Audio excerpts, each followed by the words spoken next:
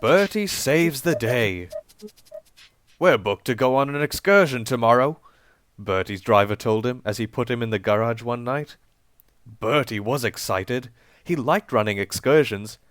Usually he was kept busy running passengers to the railway stations for Thomas and the other engines. An excursion run would make a nice change. Are they going to the seaside? No, said his driver. It's a naturalist society. They want to go up to the hills to watch birds and look for rare plants, so make sure you're in good form for climbing. But when Bertie woke the next morning, he didn't feel on good form for anything. The mechanics tried to make him feel better, but it was no good. His friend Algy had to go instead.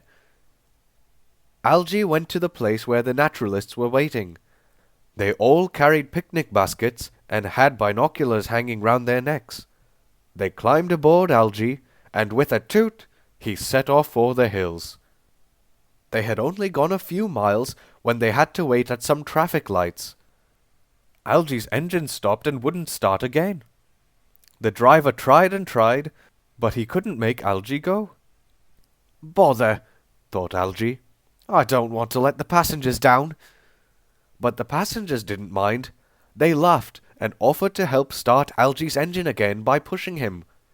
At last, Algy started again. They drove on carefully, the driver never letting Algy's engine run slowly, and at last they reached their final destination. The naturalists all got out and went for a walk whilst Algy's driver tried to fix him. But when the naturalists returned an hour later, Algy's driver had bad news. I'm sorry to spoil your day, but I haven't managed to mend Algy yet. I've telephoned the garage, but Bertie still isn't better, and there's no other buses available. The naturalists felt sorry for Algy. Why don't you have your picnic now? The driver suggested. If I haven't made Algy start by the time you're finished, we'll get you home some other way. So the naturalists had their picnic, but it was no use. Poor Algy felt sad. I'm very sorry about this, he told the naturalists solemnly.